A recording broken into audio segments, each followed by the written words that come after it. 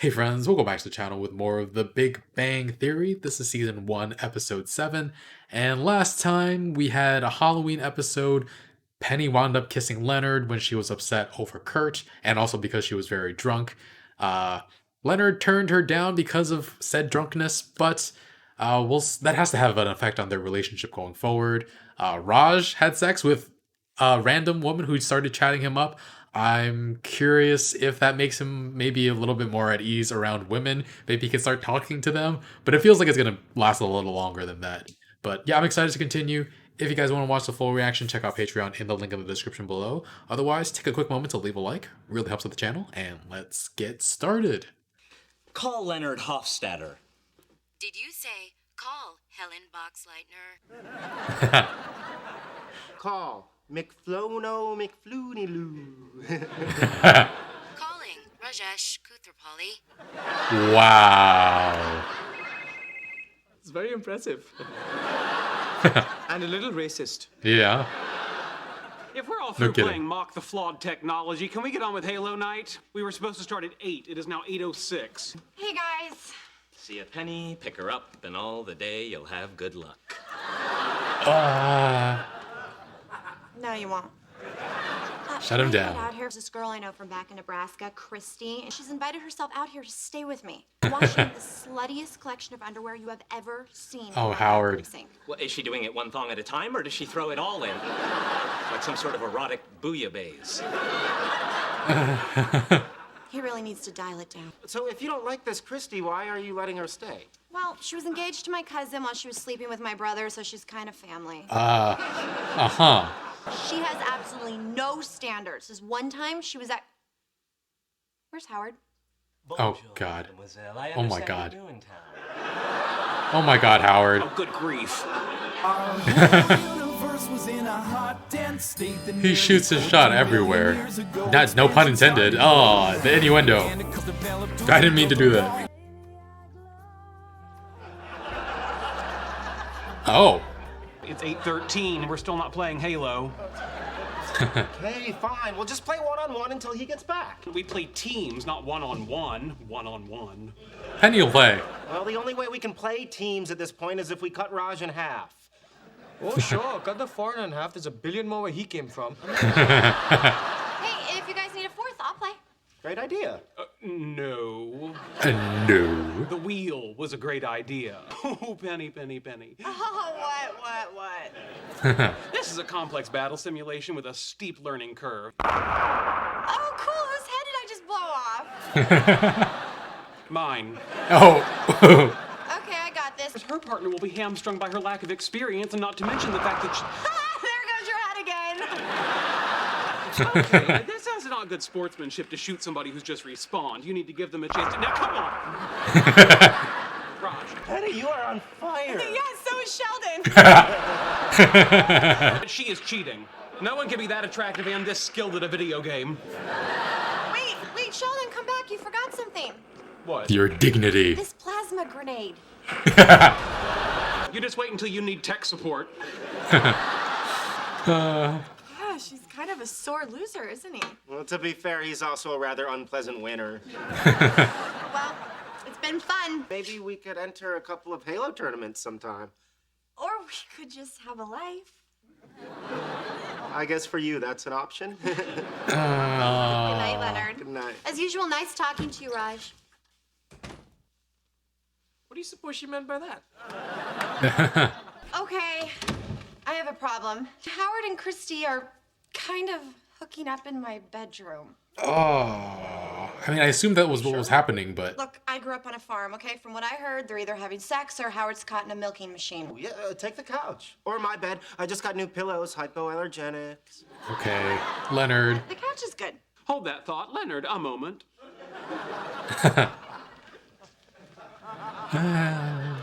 She Yes, expected you have this. a problem with this. We don't have house guests. Frankly, if I could afford the rent, I'd ask you to leave. Your friendship means a lot to me as well. What else? Well, if there is an earthquake and the three of us are trapped here, we could be out of food by tomorrow afternoon. Promise not to chew the flesh off our bones while we sleep. You can stay. What? He's engaging in reductio ad absurdum. I'll get you a blanket and a pillow. Okay, well, since I'm obviously being ignored here, That is let's go over the true. morning schedule. I use the bathroom from 7 to 7:20. Plan your ablutions and bodily functions accordingly. Ablutions? Wrong. Wrong. I'm listening. Even a temporary bed is always oriented with the headboard away from the door, protecting oneself against marauders. Well, there are no marauders. I'll risk it. Anything else I should know? If you use my toothbrush, I'll jump out that window. Don't tempt me. Please don't come to my funeral. Have a good night. Sleep tight. Thanks. Funny expression, sleep tight. Oh, Leonard. It refers to the early construction of beds which featured a mattress suspended on interlocking ropes, which would occasionally sleep tight. Who goes to somebody's house and then just sleeps? Oh my god, he's still here. And just sleeps with somebody in their host's bed.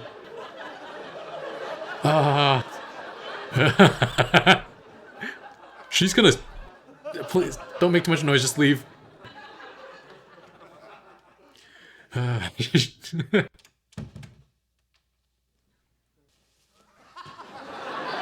Marauders! Marauders! Do you make breakfast for her? Oh no, he's trying to sit.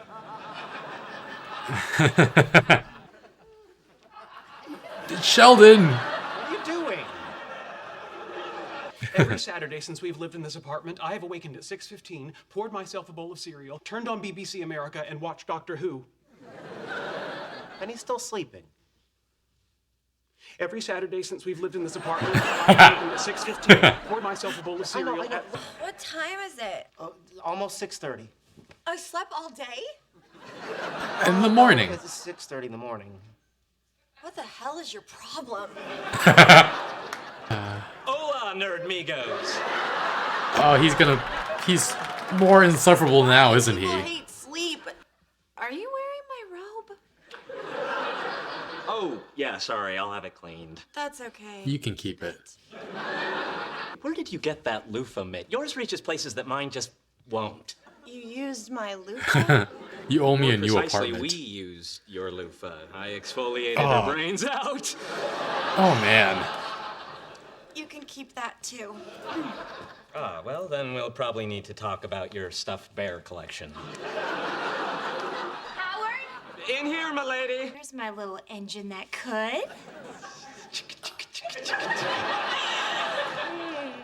Well, there's one beloved children's book I'll never read again. Hi. Well, Howard said he'd take me shopping in Beverly Hills. Not that I don't love having you, but it's a little crowded. Penny, you're always welcome to stay with us. Oh, terrific. Now we're running a cute little B&B. Why doesn't Christy stay with me? For one thing, you live with your mother. I do not. My mother lives with me. Wanna repair to Casa Wallowitz? What is that, like a Mexican deli? My last name is Wallowitz. Oh, my first Jew. I imagine there aren't very many kosher cornhuskers. But you're still taking me shopping, right? Anything you want. Can't you see she's using you? Who cares? Last night she pulled off her blouse and I wept. She'll have sex with anyone as long as they keep buying her things.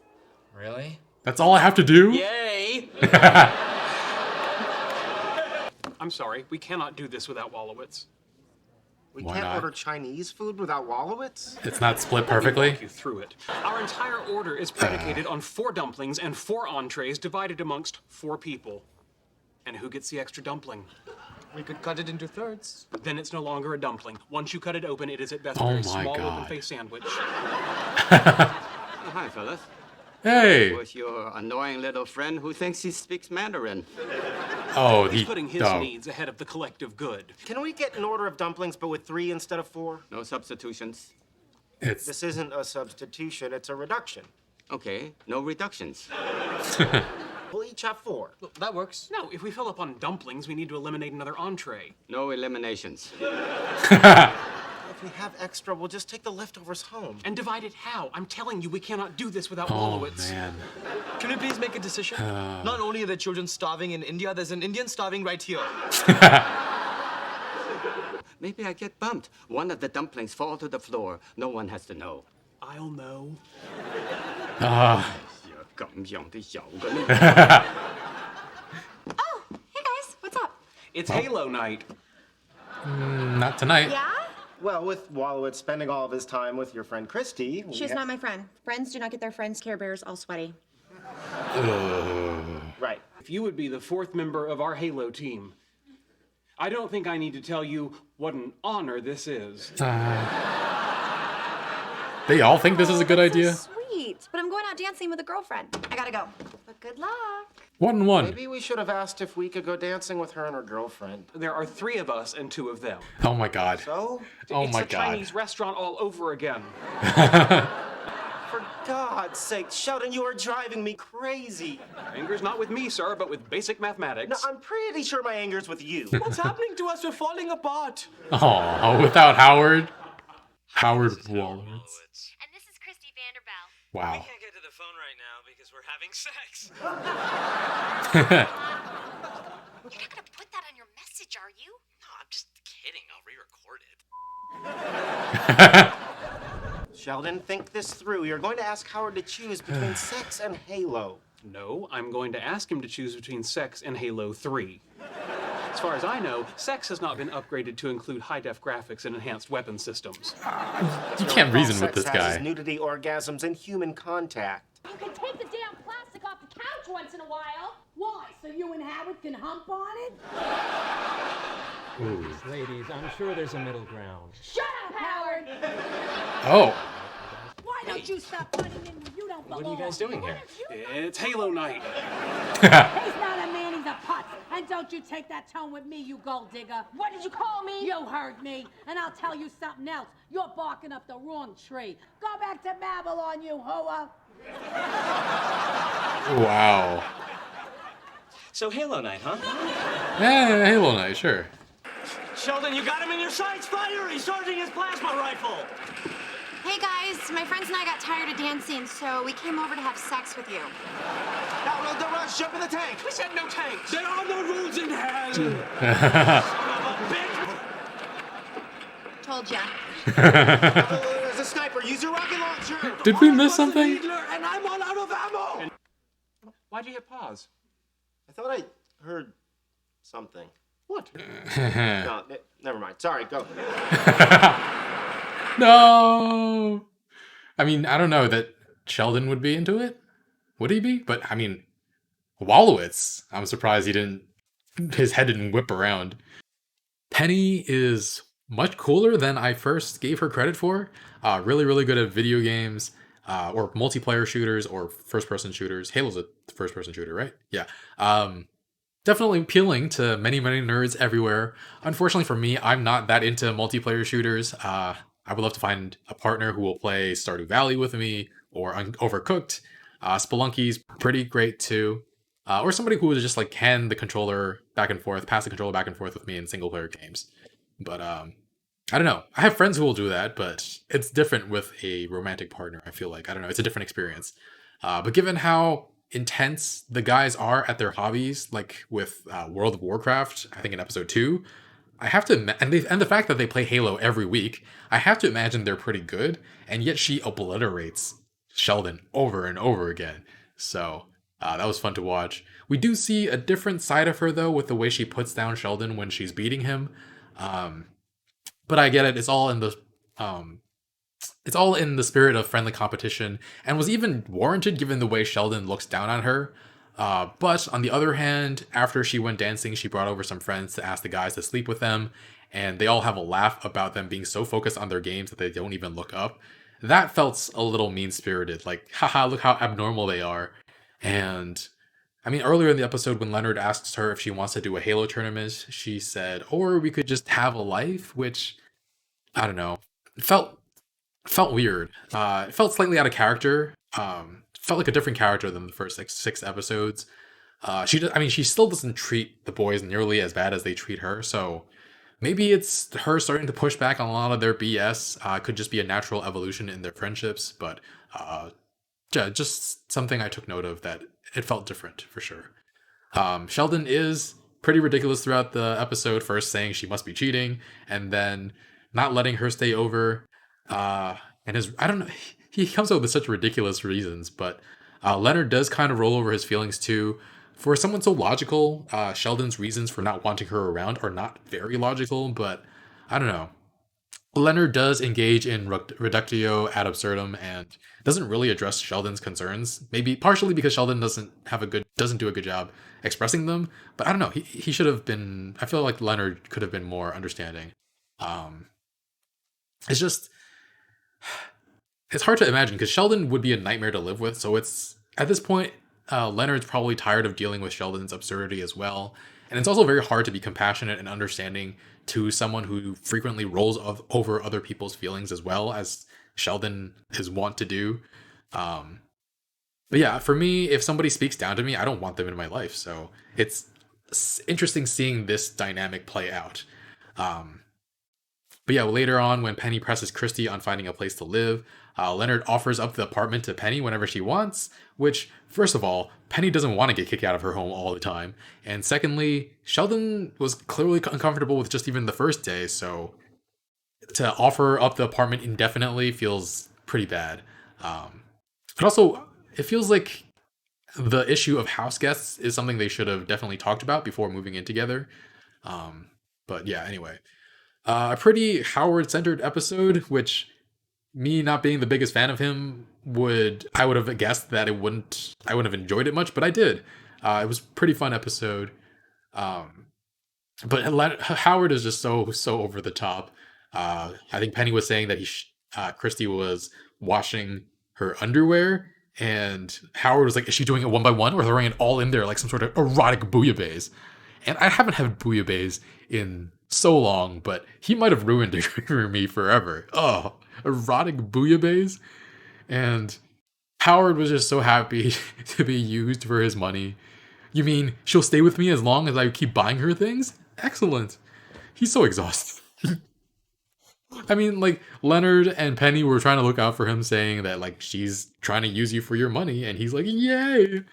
I kind of hope at some point that a woman has a huge impact on him and changes him kind of drastically, whether that's a positive or negative experience. I'll leave that up to the writers. Either have him be so invested in a gold digger that it like bankrupts him.